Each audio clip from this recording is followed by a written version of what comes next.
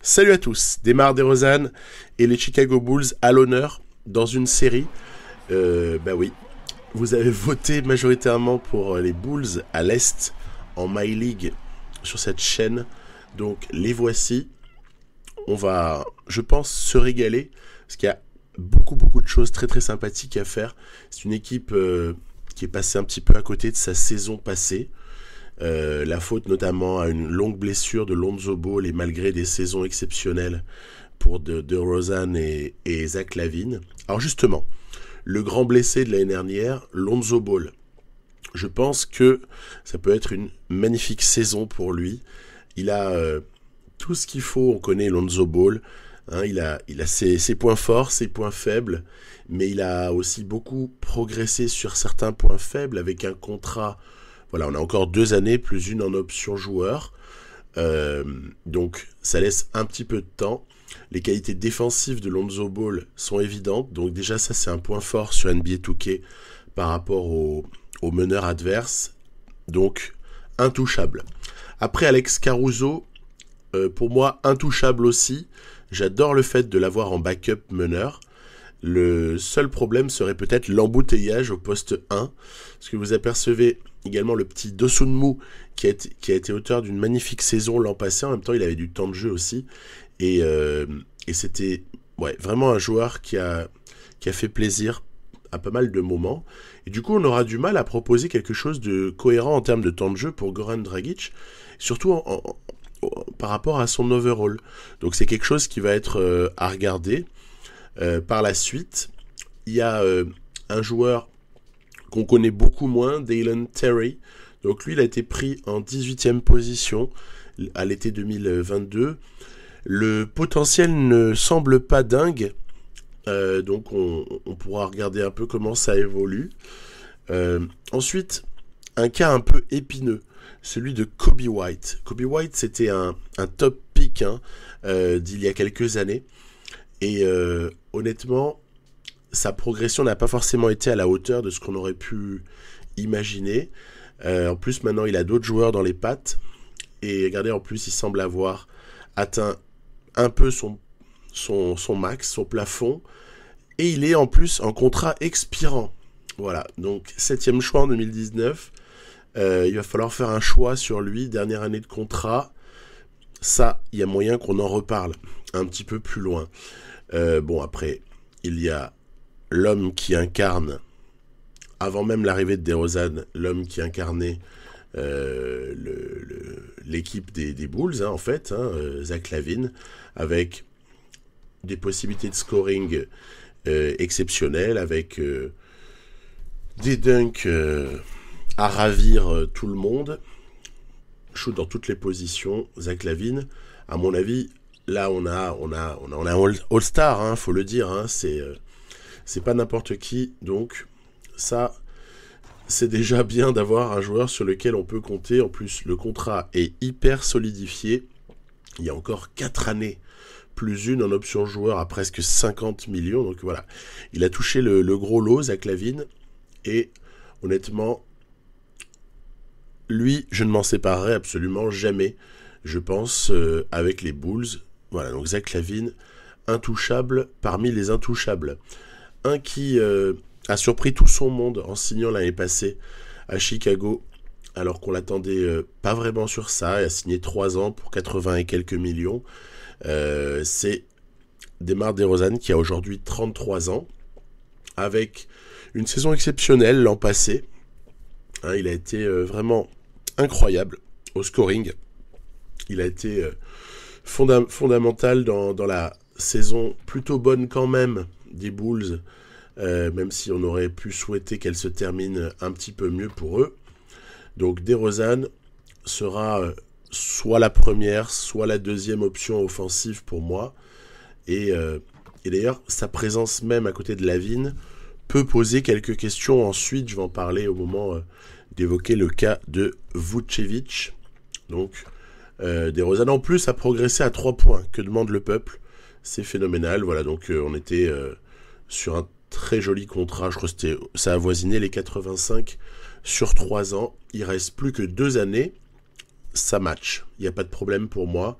intouchable pour le moment.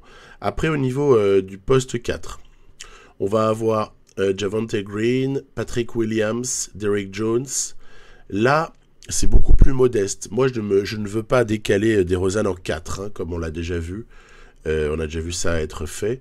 Pour moi, le 4 dominant parmi ces 3 hommes-là, c'est Patrick Williams. Il est très jeune. Il a été drafté il n'y a pas si longtemps. C'était 2020, 4e choix. Donc, on est sur un top pick là encore. Les Bulls ont pas mal de joueurs qui ont été choisis dans de belles positions. Après, encore faut-il que tout cela confirme. Il sera éligible à une prolongation dès l'été 2023. À voir ce que ça peut donner. Est-ce qu'il lui reste du développement ? Je pense que oui, un peu. Et puis par contre, voilà, déjà on a des qualités. On va dire que comme homme de main, ça va faire le boulot.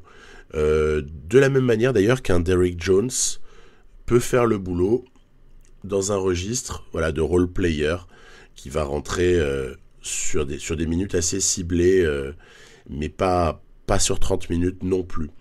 Après, voilà, il y a le cas de Niko Vucevic. Donc, à la base, les Bulls avaient tradé il y a 1 an et demi pour Vucevic. C'était juste avant la deadline. Et c'est vrai qu'à ce moment-là, il n'y avait pas encore DeRozan, bien sûr. Et il fallait proposer à Lavine un joueur déjà qui puisse le seconder au scoring.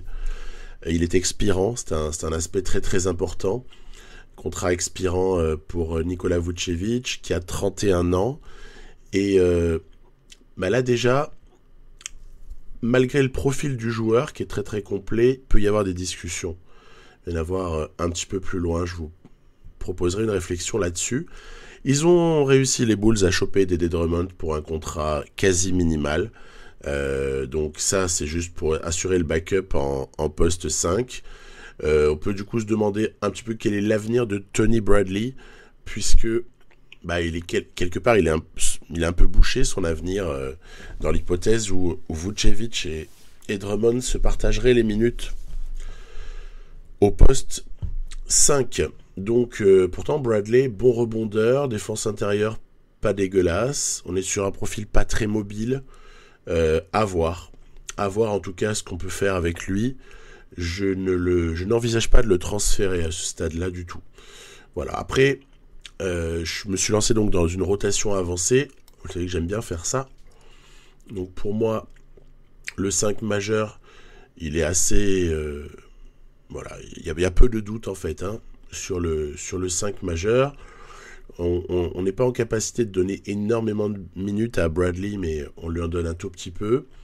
Il y a Javonte Green aussi qui va hériter de petites minutes au poste 4. Après évidemment que Ball, Lavine, DeRozan, Williams et Vucevic vont se tailler la part du lion. C'est un peu logique. Et puis après, il va falloir répartir. J'ai donné des minutes à Caruso, que je considère comme un très très bon joueur. Et puis en essayant de ne pas oublier également le petit Dosunmu, ni Kobe White. Vous voyez, ça fait déjà beaucoup de contraintes. Et de ce fait, je démarre la saison avec Dragic, qui est, pour ainsi dire, en bout de banc. Il faudra faire évoluer ça, parce que c'est un petit peu insultant pour un joueur comme Goran Dragic. Après, son overall à 74, il ne m'incite pas non plus à faire tout et n'importe quoi. Voilà, donc on est vraiment axé autour de Lavine. J'ai fait des petites associations par paire. Il y aura Lavine, Vucevic sur le terrain ensemble. Il y aura aussi Ball et DeRozan qui cohabiteront. Le banc est-il suffisamment fort ? Finalement, est-ce que tout ça n'est pas trop éclaté en termes de minutes ? Est-ce que la rotation n'est pas trop élargie ? Voilà, c'est des questions que je me pose en ce début de saison. Mais on va dire que c'est une rotation premier G. Après, on va régler un petit peu les paramètres de coaching. Alors, Billy Donovan, je vous avoue, je ne suis pas hyper fan. Je ne suis pas du tout certain que si on fait une saison moyenne, je le conserve, honnêtement. J'irai peut-être sur d'autres options. J'ai des noms en tête. Je suis pas fan de la manière dont Billy Donovan a fait jouer les Bulls depuis qu'il est là. Mais bon, on peut encore lui accorder un peu de crédit. Je vais mettre des priorités offensives sur Lavin, DeRozan et évidemment Vucevic, qui doit être au minimum la troisième option dans cette équipe-là, je pense. Après, on va jouer pas mal sur le pick and roll. Et pour le focus défensif, j'ai eu une hésitation parce que je trouve qu'on est assez faible en termes de dissuasion. Mais j'ai quand même laissé un focus défensif neutre. On aurait pu se concentrer sur la raquette. C'est pas évident de faire un choix là-dessus.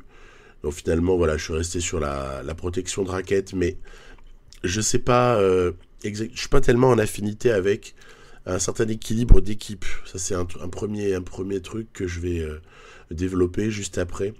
Je suis resté sur une aptitude stratégique équilibrée, parce que quelque part, c'était ce qui semblait coller le mieux si on faisait la moyenne, on va dire, des 5 joueurs, des 5 starters par rapport à ça.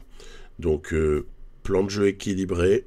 Là encore, en plus ça tombe bien, c'est le système préféré du coach. Bon, à voir, mais ça peut correspondre. Après, sur l'entraînement, bon, eh bien, toujours la même chose. Là, il nous faut une première saison. Je pense qu'en fait, ces Bulls-là vont avoir des problèmes en défense. Il y a déjà pas assez de protection du cercle. Vucevic est un formidable scoreur. C'est un joueur qui a des skills super intéressantes.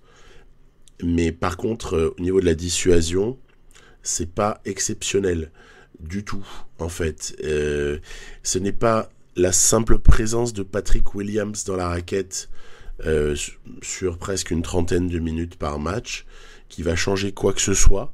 Et j'ai bien peur également que Dédé Drummond ne soit pas forcément à même de combler tous ces trous sur les minutes qu'il va avoir. Donc j'ai une inquiétude sur la protection du cercle, et ça c'est quelque chose dont je reparlerai en fin d'épisode, là, sur grosso modo les 10 dernières minutes, où on va avoir des choses que je vais vous proposer et pour lesquelles vous pourrez voter. Allez, on est toujours sur le choix de l'entraînement des uns et des autres. Donc il est évident que on vise la polyvalence. L'entraînement, ça marche vachement, hein, sur Touquet. On peut arriver à de jolis résultats. Évidemment, sur un joueur de 33 ans, ça va pas être flagrant pour DeRozan. En revanche, pour tout un tas d'autres joueurs de cet effectif, on va voir forcément des notes qui vont bouger, et notamment des profils qui vont devenir bien plus dangereux. Comme moi, je fonde beaucoup d'espoir en Patrick Williams. Je le mets en ailier polyvalence, même s'il joue 4. Je pense que c'est un 3-4, Patrick Williams, pour moi. Et je le fais plus jouer en 4 par nécessité que par choix. Hein, si DeRozan était capable de jouer un peu mieux poste 4, eh bien je le privilégierais. Après, il y a un truc que je tente pas pour le moment, c'est de mettre par exemple par séquence Vooch en 4 et Dédé Drummond ou Bradley en 5. Ça, j'ose pas encore. C'est un peu par peur du manque de mobilité de ces hommes-là, et je me dis qu'on va se faire forcément balader. Bon, après on sait que l'IA, si c'est manette en main, ça peut peut-être passer. Si c'est sur de la simulation, ça peut faire très très mal, en fait. Voilà, donc petite polyvalence pour l'ami Caruso. Voilà, de toute façon, Caruso ne progressera pas énormément. Coby White, j'ai vraiment mal au cœur sur son cas. Hein, je l'évoquais avant. Il est en contracteur, et je pense que lui, je pourrais l'inclure dans un trade. Parce qu'il veut 20 millions pour re-signer, et même si ces 20 millions finissent par se transformer par une quinzaine, je trouve déjà que c'est beaucoup trop en rapport avec ce que le joueur est capable d'apporter. Donc s'il y en a bien un qui est sur la sellette en ce début de saison, c'est Coby White. Et j'ai aussi quelques doutes sur Javonte Green. Et je peux avoir aussi des questions sur Vucevic, mais ça je développerai après.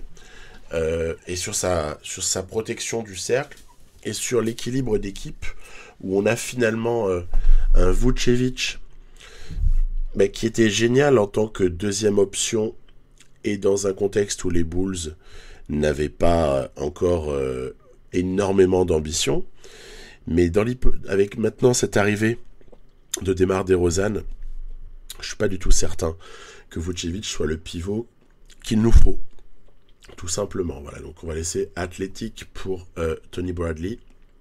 Puis après, c'est vrai qu'on changera jamais rien à la carrière de Dragic à son âge, donc je ne prends même pas le temps d'un entraînement particulier.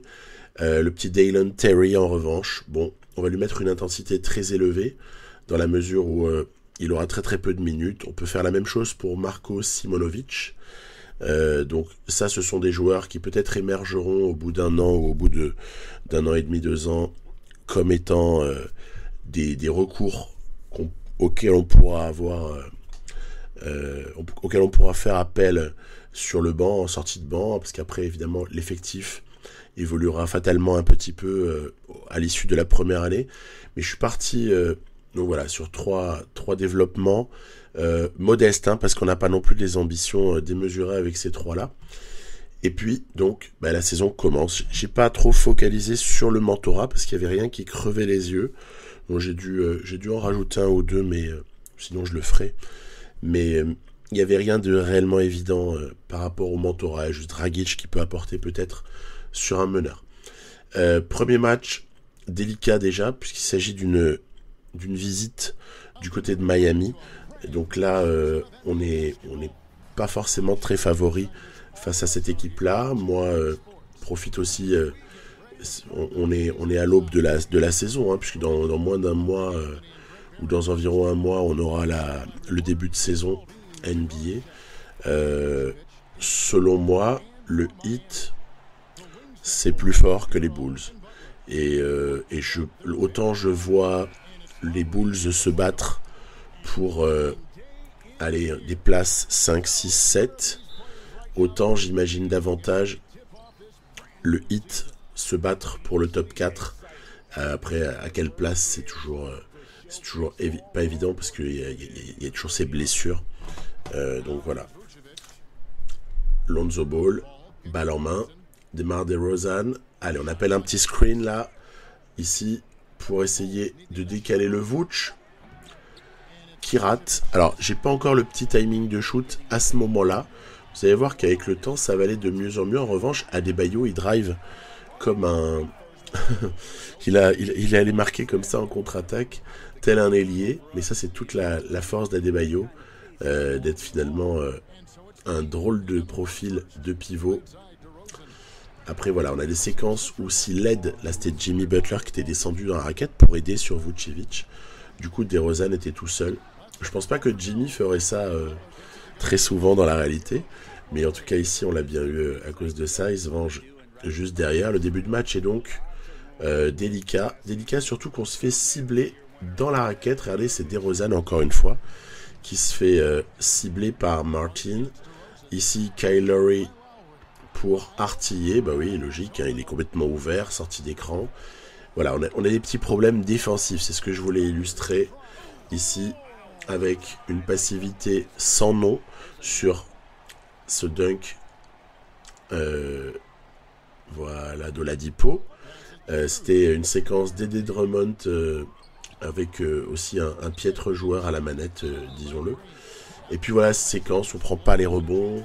Enfin, c'est délicat. Ce début de match, ici Dwayne Dedmon s'est donc régalé. Ce début de match est vraiment délicat. Enfin, un mauvais premier quart-temps. Et honnêtement, on attend mieux de cette équipe. Ça va venir. On va avoir du mieux. Le début est toujours délicat parce que il faut arriver à s'adapter. Ouais, très très joli fade away là. Voilà, pour Jimmy Butler. Le hit déroule, même si on arrive à perturber ici par une collision. La gestion des collisions sur Touquet, c'est fondamental. C'est quelque chose qui qui m'amuse beaucoup, moi, je bump les gars, c'est de couper leur course. C'est pas... je trouve ça rigolo. Puis du coup, on peut arriver à faire avorter un peu les mouvements de l'IA. Quand on voit un type qui va courir vers le cercle, on le bloque. Et puis, quand on a un petit et une mismatch comme celle-ci, on peut en profiter aussi pour aller dunker. Voilà. Ball doit être exploité. Il y a beaucoup à faire avec lui. Jimmy est tout seul. Il y a no defense. C'est marrant. C'est encore une séquence que je choisis pour illustrer des problèmes défensifs. Et on a Dédé Drummond sur le terrain. Je le cible pas particulièrement parce que j'ai rien contre Drummond. Mais il y aura comme ça trop de séquences sur lesquelles on n'est pas du tout en capacité de dissuader. L'association notamment Drummond-Derrick Jones sur ce match-là s'est fait relativement partouzer, et notamment par Jimmy qui allait chercher toutes ses fautes comme finalement très très facilement. Ici, fin de possession, on est obligé de lâcher. Derrière, contre-attaque, regardez qui part dans le dos, Tyler Hero pour, hop là, le poster dunk sur Lonzo Ball. Ça sent le roussi. Ce match va être perdu. Donc on va pas démarrer de la bonne manière, mais voilà. J'avais beau mettre Patrick Williams en défense sur Jimmy plutôt que DeRozan qui avait été ciblé en début de match. Ça n'a pas changé grand-chose. L'adresse n'aura pas été très bonne, notamment... on voit aussi une différence importante au lancer franc. Il y a 9 points d'écart. Il y a 9 lancers francs réussis d'écart entre les deux équipes. Et puis une domination au rebond qui est consécutive aussi à des shoots casse-croûte. Bref, c'était un match de mise en route et il n'est pas réussi ce match. Il n'est pas réussi du tout. Après, il y en a 82, donc c'est pas la fin du monde. Mais on a été complètement inexistant face à ce hit. Et puis au niveau statistique, voilà, je suis encore en 5 extrapolé à 12. Je pense qu'après le 3e match de la saison, je passerai pour tester en 5 extrapolé à 11, surtout pour les simulations, parce qu'à la limite, remarquez, ça change rien, je suis bête. Manette en main, en tout cas, j'essaierai le 5 à 11, et peut-être que je me rabattrai plutôt sur le 6 minutes extrapolé à 12, ce qui fait une multiplication par 2 simplement des stats qu'on a obtenus pendant le match, et non pas par 2,4 comme c'est le cas quand je joue en 4 x 5 minutes extrapolé à 4 x 12, ce qui peut parfois un peu dumper certaines stats. Donc voilà. Opposition pour essayer de neutraliser Bradley Beal. On va soulager la vigne ici. On va plutôt mettre Lonzo Ball sur Bradley Beal. Après, on n'a pas non plus l'intention de museler Beal, parce que Beal n'est pas quelqu'un qu'on muselle. Occasion de voir Porzingis sous son maillot des Wizards. Je pense que c'est pas mal. Ce 5 est joli du côté des Wizards. Je pense les fans doivent être plutôt satisfaits, peut-être pas satisfaits du départ de Thomas Bryant, mais satisfaits par contre. Regardez comme c'est ciblé. Oh là là là là, terrible.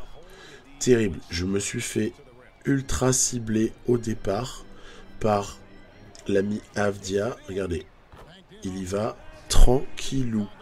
Il cible tantôt Williams, tantôt DeRozan, et il se régale. Donc ici on essaie de couper les externes. Vous voyez, je me balade. J'essaie d'avoir une défense un petit peu active pour ne pas laisser trop de shoots faciles. Et puis il y en a un qui va chercher bon mouvement, ça je trouve, que l'arrivée de Monte Morris aux Wizards. Monte Morris peut leur faire pas mal de bien. Voilà, donc c'est une équipe qui peut être dangereuse et vis-à-vis de laquelle pour le moment ça va, il n'y a pas de drame. Allez, Lavine qui dévisse, zut. On a encore un petit peu de mal avec les timings de shoot sur ce match-là. Ça ira bientôt beaucoup mieux, mais en tout cas, en face, régalade pour Beal. Donc c'est pas un match palpitant à ce stade-là, mais regardez, Vooch, qu'est-ce qu'il va faire notre ami? Est-ce qu'il va nous décaler quelqu'un? Oui. Allez, il y a un shoot ouvert ici. On va le prendre. Et les timings de shoot commencent à être meilleurs. DeRozan à la balle. Avec Derrick Jones, le pick and pop. Voilà, même Derrick Jones peut aussi arriver à trouver son adresse. C'est plutôt une bonne phase de ce match pour nous, puisque ça commence à venir, les choses. Kyle Kuzma face à DeRozan. Il est ciblé, hein, DeRozan. Il y a tout le monde qui attaque sur DeMar DeRozan. L'IA est un petit peu taquine avec le scoreur. Allez. Pick and pop. Alors ça, ce sont des séquences en fait où on peut faire notre beurre parce que Vooch est capable de mettre de loin, même s'il a que C+, à 3 points. Et il pose de bons écrans, le Vooch. Voilà, il y a des grandes qualités. On en est conscient ici. Voilà, j'essaie de naviguer avec Ball puisque j'avais vu le couper vers le cut vers le cercle. C'est pas une mauvaise séquence défensive ici puisqu'on va même réussir à provoquer la perte de balle adverse avec un marché. Donc il commence à y avoir également cette fin de troisième quart des séquences défensives pas inintéressantes. Et hop, toujours nos petites séquences. Regardez, pick and pop, Vooch, bam. Mais ça, bon, ça commence à venir, mais ça peut aussi ne pas rentrer. Faut pas tout miser là-dessus. Voilà, mais bon, NBA, on va dire 2022. Hein, on est en 2022. Il y a du shoot à 3 points dans tous les sens. J'essaie de m'adapter. Et donc d'en proposer également. Allez, balle à Avdija au fond, en fin de quatrième quart. Vous voyez qu'en fait, les Wizards sont revenus et vont même revenir un petit peu plus près suite à une période un peu médiocre de la part de ces Bulls. Et qui va nous sauver tout ça? Énorme action de Zach LaVine qui vient comme ça redonner 3 points d'avance. Le reste se passera dans le fall game et on aura la satisfaction comme ça, voilà, d'envoyer sur la ligne quelques-uns de nos meilleurs shooters. Donc on arrachera ce match, mais on notera la petite remontada des Wizards en quatrième quart-temps suite à de mauvais choix offensifs de ma part, je pense. À moins que ce ne soit juste l'adresse qui va et qui vient. Il y a aussi cet aspect-là. On a pas mal shooté de loin sur ce match-là. C'était pas ridicule. En face, Porzingis peut-être un peu maladroit. Kuzma peu efficace. Et par contre, une répartition du scoring pas inintéressante. Avec Lonzo par contre qui est plutôt à la passe qu'au scoring. Le banc par contre n'apporte pas énorme à ce stade-là. C'est sûrement ma faute. Parce que j'ai tendance à beaucoup privilégier les starters. Et notamment les quatre meilleurs d'entre eux. Voilà. Donc voilà. Même Patrick Williams, série de balles qui sont intéressantes. On a ici 3e match de la saison. Déjà un choc. C'est contre, évidemment, les Cavs. Alors les Cavs de Donovan Mitchell maintenant. C'est extraordinaire. Garland Mitchell, Osman qui vient compléter le 5. Pourquoi pas, c'est très bon joueur. De toute façon, et après, il y a évidemment Mobley et Jarrett Allen. Donc il y a gros défi en fait face à cette équipe-là. Parce que les Cavs, ça joue plus dans la même cour. Regardez, encore une fois, une action sur laquelle on est hyper passif en début de match. C'est vrai que quand il y a l'IA qui attaque sur le duo DeRozan-Vucevic, je vous fais pas un dessin sur l'impact. Hein. C'est une catastrophe. Là, en l'occurrence, DeRozan s'est fait passer un peu facilement également. Colle pas beaucoup. Pourtant, je mets une pression défensive par défaut. Bref, je suis étonné. Allez, on sort la balle. Javonte Green, bien vu ici. Il y avait encore eu une aide qui avait libéré DeRozan. Ça ressemble à l'action de tout à l'heure avec Butler contre le 8. Là, regardez, voilà. Les actions que je ne veux jamais voir, en fait, et que j'ai jamais envie d'encaisser. C'est ces actions juste limpides où on voit la balle sur un intérieur et où derrière, vous avez quelqu'un qui coupe vers le panier. Puis en plus, si on se prend le 2+1, c'est pire que tout. Donc bon, défensivement, il y a encore des choses auxquelles il faut faire davantage attention. Heureusement, hop là, Zach LaVine vient nous remettre d'aplomb. Regardez, c'est amusant la séquence qui suit ici, là. Hop là, faute offensive Oui, parce qu'en fait, avec les insignes qu'il a et les qualités défensives qui sont les siennes, Lonzo Ball a cette faculté de provoquer des fautes offensives adverses. Bon, malheureusement, regardez, Garland, il a pas les mêmes insignes défensifs, mais il peut aussi provoquer l'écran mobile adverse. Bref, ici, ça va être une séquence où j'essaie de m'accrocher en défense. J'essaie vraiment de me battre. Et regardez comment ça va se terminer. Balle à Mitchell. Voilà. Et oh là là, Lavigne qui a lâché 2 secondes, même pas, une fraction de seconde, le marquage direct. Mitchell en a profité. 3 points dans ta face. C'est très serré en ce milieu de 3e quart-temps.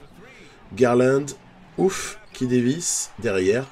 Séquence, là aussi, catastrophique, puisque passivité extrême de la défense. On dirait on a décidé de laisser tous les rebonds. Derrière, il y a aussi cette petite séquence que j'ai sélectionnée qui rigolote. Regardez, il va y avoir un screen ici, là, voilà, de Kevin Love. Et qui est-ce qui va pull up vers le cercle? C'est carrément Jarrett Allen, c'est énorme. Voilà, ça mérite un temps mort, le temps de reprendre sa respiration. Je vous avoue que c'est vraiment ça qui se passe. Quand je suis mal en main, je suis là, j'encaisse un panier dégueu. Je me dis, bon allez, calme-toi. Surtout, on ne s'énerve pas. Bah tiens, on rate le shoot derrière.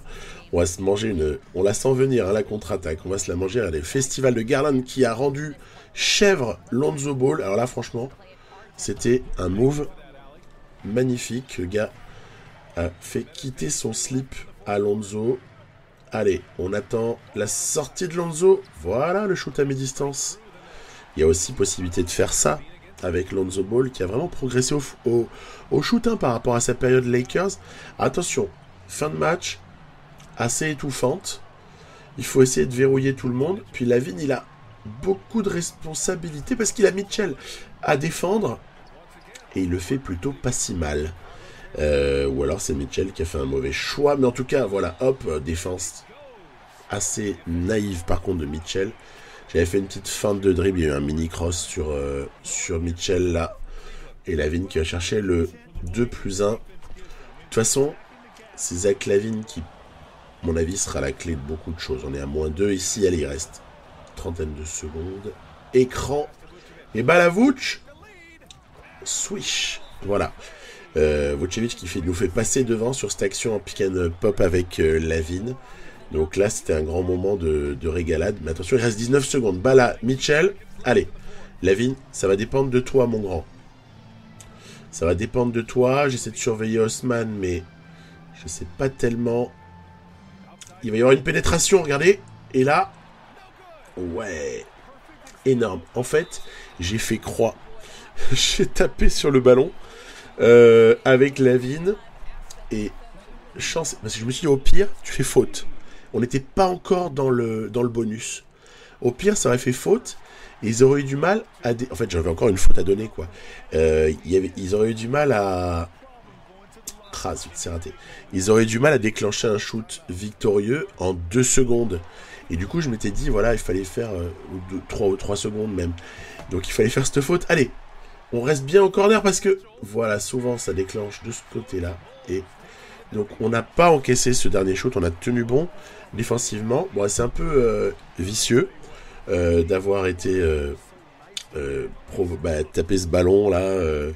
Je vous ai dit, hein, j'étais prêt à prendre le risque qui est la faute, parce que avant qu'il ait déclenché son shoot, c'était sans impact.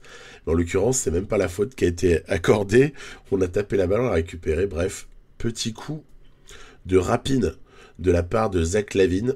On a été vraiment dominé au rebond, hein, mais on s'en sort notamment grâce à un shoot externe dans certaines zones du terrain qui sont quand même pas dégueu. Vucevic, royal. Lavine, solide. DeRozan, peut-être plus effacé, moins en réussite. Et en face, bon Garland, très bon Allen, bon Mitchell, malgré un pourcentage foireux. Bon, ok. Donc la suite sera face aux Celtics. Mais là, maintenant, j'arrête de vous proposer de l'avancée de match. On va poser une question. Je pense qu'il y a quelque chose à faire. Puisqu'il est en contrat expirant et malgré toutes les bonnes choses qu'il a pu montrer, je n'ai pas dit que je l'avais fait encore, hein, je pose la question. Par rapport à Vucevic, 31 ans, contrat expirant, et on a besoin d'un protecteur de cercle. J'ai donc pensé au montage suivant, avec une équipe qui tank, avec une équipe des Pacers qui tank. Ne serait-il pas opportun d'aller chercher Miles Turner? Voilà, je n'irai pas par 4 chemins. Offensivement, il apportera un peu moins, il peut apporter beaucoup. Et défensivement, il apportera beaucoup plus. Le tout emballé avec quand même, enfin, les Lakers qui se débarrassent du contrat de Westbrook et qui récupèrent Vucevic. Pourquoi ? Parce que les Pacers ont du cap space. Voilà. Même en tant que... Enfin, même en imaginant que je m'occupe des Pacers, bon, je serais d'accord, en fait. Peut-être que j'aurais espéré un first pick, juste un choix de premier tour. Mais à part ça, je suis relativement d'accord. Mais voilà, il y a ce problème donc de Vucevic expirant. On n'aura aucune marge pour recruter quelqu'un d'autre si on attend l'été 2023. Donc c'est soit on échange au cours de la saison, soit on prolonge. Sinon, on perd en qualité.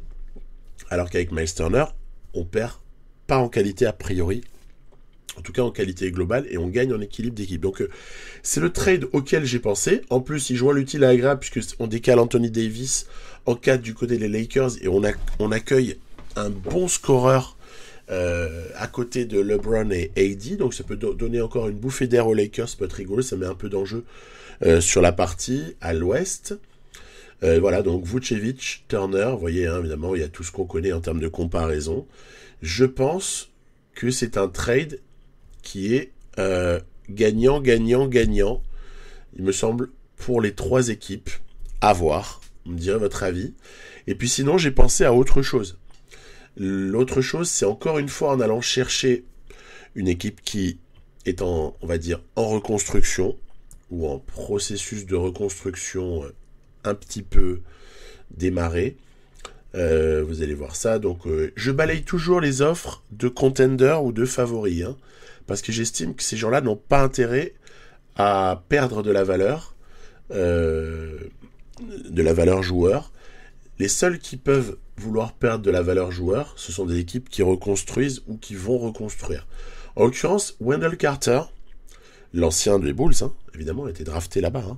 Wendell Carter, du côté d'Orlando. Et là, on joint l'utile à l'agréable, on inclut Kobe White. Donc, est-ce que c'est pas quelque chose d'envisageable? Wendell Carter, moi, en fait, je le resituerais en 4, bien sûr. En 5, pardon, en pivot. Et je pense qu'il ferait du super boulot. En tout cas, j'y crois. Donc ça, c'est une première chose. Et sinon, si on retire White, regardez ce qui est proposé. C'est... Bon, encore une fois, on balaye les offres de contenders. Voilà, on ne fera pas affaire avec des équipes qui nous proposent des choses qui n'ont pas de sens. Par contre, voilà, il y aurait du côté d'une équipe qui est en reconstruction et qui a en plus drafté Banchero, qui a, mine de rien, des solutions, même Wagner qui a évolué, etc. Est-ce que Bamba Isaac, et en retrouvant là aussi un partenaire de trade pour envoyer Vucevic ailleurs, parce que je pense que Vucevic, il va pas réécrire son histoire au Magic, mais est-ce que cette base de transfert-là ne serait pas intéressante? Vous voyez, je vous laisse vous exprimer dans les commentaires. Pour Miles Turner, tapez 1. Pour Wendell Carter, tapez 2. Et pour Bamba Isaac, tapez 3. Non, je rigole un peu, c'est pas les SMS qu'on envoie à 0, je ne sais pas combien la minute, ou le SMS. C'est absolument pas le projet. Mais j'attends vos avis. En tout cas, il y a quelque chose à faire, à mon avis. Il faut bouger. Voilà.